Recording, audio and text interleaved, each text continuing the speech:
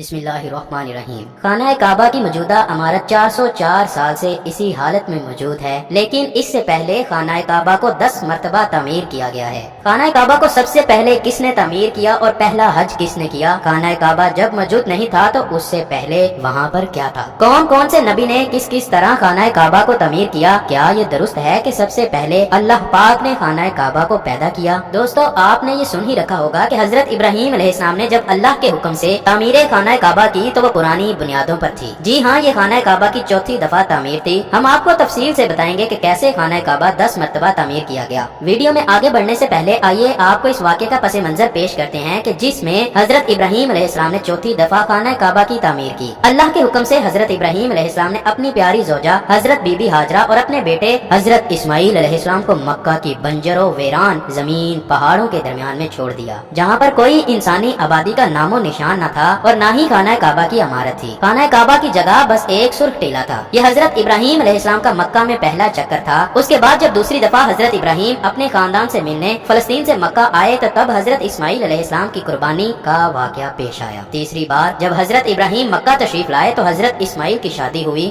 اور حضرت ہاجرہ کا انتقال ہو چکا تھا۔ چوتھی مرتبہ جب حضرت ابراہیم مکہ آئے تو آپ کی ملاقات حضرت اسماعیل سے ہو نہ پائی۔ پھر پانچویں بار جب آپ مکہ آئے تو اللہ پاک نے آپ کو بیت اللہ تعمیر کرنے کا حکم دیا۔ حضرت ابراہیم علیہ السلام نے اسماعیل علیہ السلام سے فرمایا کہ میرے بیٹے، اللہ تعالیٰ نے مجھے حکم دیا ہے کہ میں اس گھر کی تعمیر کروں۔ تو حضرت اسماعیل علیہ السلام نے فرمایا کہ ضرور کیجئے، خدمت کے لیے میں حاضر ہوں۔ چنانچہ ایک روایت کے مطابق خانہ کعبہ کی بنیادوں کی نشاندہی حضرت جبرائیل علیہ السلام نے کی۔ اس پر حضرت ابراہیم علیہ السلام اور حضرت اسماعیل علیہ السلام نے تعمیر کا کام شروع کیا۔ جب کھدائی شروع ہوئی تو قدیم بنیادیں ظاہر ہونے لگیں، جن پر حضرت آدم علیہ السلام نے بیت اللہ شریف کی تعمیر کی تھی۔ بنیادوں کے ظاہر ہو جانے کے بعد اس کی تعمیر شروع ہوئی۔ حضرت ابراہیم علیہ السلام اپنے اس بڑھاپے میں ایک معمار اور حضرت اسماعیل علیہ السلام ایک مزدور کی حیثیت سے اس کی تعمیر میں لگ گئے۔ کوہ لبنان، کوہ ہرا، کوہ ابو قیس، کوہ صفا اور کوہ مروہ میں ان 5 پہاڑوں میں سے جبرائیل علیہ السلام پتھر لاتے اور حضرت ابراہیم علیہ السلام کعبے میں لگاتے۔ حضرت جبرائیل کی نشاندہی پر جبل ابو القبیس کی کھوہ سے 2 پتھر حضرت ابراہیم علیہ السلام کو ملے۔ ان میں سے ایک حجرہ اسود اور ایک مقام ابراہیم کے نام سے مشہور ہے۔ مقام ابراہیم وہ مشہور پتھر ہے کہ جس پر کھڑے ہو کر حضرت ابراہیم نے کعبہ کی دیواریں بلند کی۔ جیسے جیسے دیواریں بلند ہوتی گئیں، یہ پتھر بھی ہوا میں بلند ہوتا گیا۔ رسول اللہ صلی اللہ علیہ وآلہ وسلم نے ارشاد فرمایا، جس کا مفہوم ہے حجرہ اسود جب جنت سے اترا تو دودھ سے بھی زیادہ سفید تھا، پھر انسان کے گناہوں نے اسے سیاہ کر دیا۔ ایک اور حدیث میں نبی کریم نے فرمایا، حجرہ اسود اور مقام ابراہیم جنت کے یاقوتوں میں سے 2 یاقوت ہیں۔ اللہ تعالیٰ نے ان کے نور کی روشنی بجھا دی، اور اگر اللہ تعالیٰ اسے نہ بجھاتا تو یہ مشرق سے مغرب تک سب کو روشن کر دیتے۔ یہ تو تھی خانہ کعبہ کی چوتھی دفعہ ہونے والی تعمیر۔ آئیے اب آپ کو پوری تاریخ تعمیر کعبہ بتاتے ہیں کہ کب اور کس نے کس طرح اس کی تعمیر کی۔ پہلی تعمیر حضرت آدم علیہ السلام کی تخلیق سے 2000 سال قبل سب سے پہلے خانہ کعبہ فرشتوں نے تعمیر کیا۔ تفسیر قرطبی میں لکھا ہے کہ جب اللہ پاک سے فرشتوں نے کہا کہ انسان تو تخلیق کے بعد زمین میں فساد برپا کرے گا اور بہت خون ریزی ہوگی، جس پر اللہ پاک نے کہا، جو کچھ میں جانتا ہوں وہ تم نہیں جانتے۔ فرشتے یہ گمان کرنے لگے کہ اللہ پاک ہم سے ناراض ہو گیا۔ وہ طواف کرنے لگے اور اللہ پاک کی تسبیح بیان کرنے لگے تو اللہ تعالیٰ نے ان پر رحمت نازل فرمائی اور عرش کے نیچے حسن و جمال میں بے مثال کر زبر و جد کے 4 ستونوں پر قائم فرمایا، اور یہ گھر بیت معمور کے نام سے مشہور ہوا۔ سورۃ طور کی آیت نمبر 49 میں اللہ پاک نے بیت معمور کا ذکر فرمایا۔ بیت المعمور 7ویں آسمان میں عرش کے سامنے کعبہ شریف کے بالکل اوپر ہے۔ آسمانوں میں اس کی حرمت ایسے ہی ہے جیسے زمین پر کعبہ معظمہ کی حرمت ہے۔ یہ آسمان والوں کا قبلہ ہے اور ہر روز 70,000 فرشتے اس میں طواف اور نماز کے لیے حاضر ہوتے ہیں۔ پھر کبھی انہیں واپس یہاں آنے کا موقع نہیں ملتا، بلکہ ہر روز نئے 70,000 فرشتے حاضر ہوتے ہیں۔ اس کے علاوہ بخاری و مسلم شریف کی حدیث ہے کہ حضور صلی اللہ علیہ وآلہ وسلم کو بھی بیت المعمور دکھایا گیا۔ اس کے بعد اللہ تعالیٰ نے فرشتوں کو حکم دیا کہ زمین پر بھی اس بیت المقدس کی مانند میرا گھر بناؤ، تاکہ جس طرح فرشتے بیت المعمور کا طواف کرتے ہیں اسی طرح زمین پر میرے بندے اس گھر کا طواف کریں۔ چنانچہ حکم الہی کی تعمیر میں فرشتوں نے بیت اللہ شریف کی تعمیر کی، اس کا طواف شروع کیا اور فرشتوں نے ہی اس کا سب سے پہلا حج بھی ادا کیا۔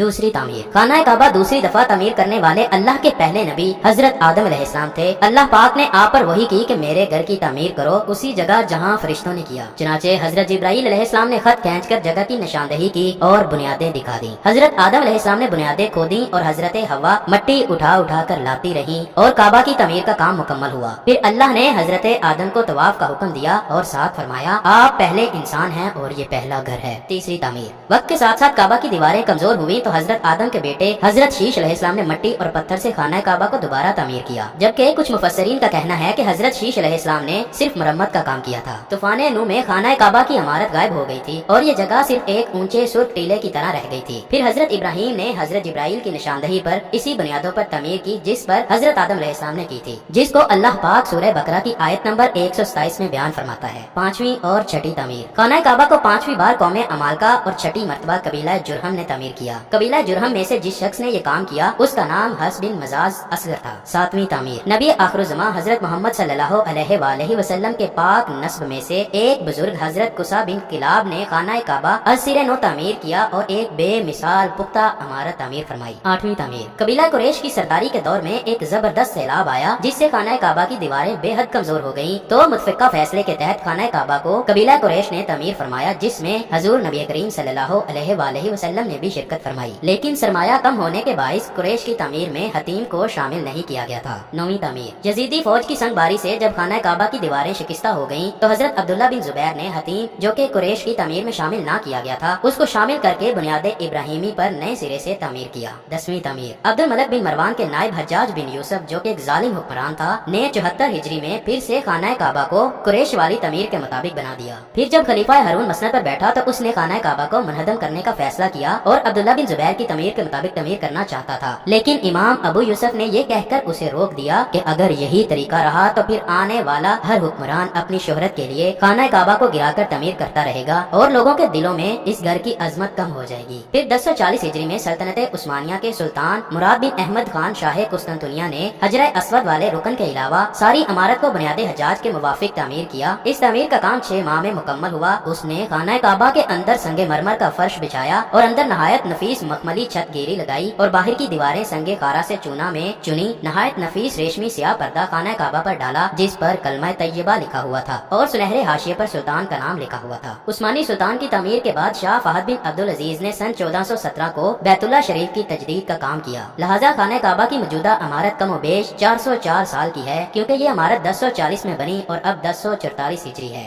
आइए वीडियो के आखिर में दुआ करते हैं, ऐ अल्लाह पाक हमें अपने प्यारे घर की एक दफा जियारत जरूर नसीब फरमा दे। ऐ अल्लाह पाक जो एक दफा देख चुके हैं उनको बार बार अपने दर की हाजिरी में बुला ले। ऐ अल्लाह पाक इस वीडियो को देखने और सुनने वाले हर मुसलमान को अपने और अपने प्यारे नबी हजरत मोहम्मद सल्लल्लाहु अलैहि वसल्लम के दर पाक पर हाजिरी नसीब फरमा। ऐ अल्लाह पाक हम पर अपना रहम फरमा और हमारी दुआएं कबूल फरमा ले। कमेंट सेक्शन में आमीन लिखना मत भूलिएगा, न जाने किसकी आमीन कबूल हो और हमें भी मक्का व मदीना की हाजिरी नसीब हो जाए।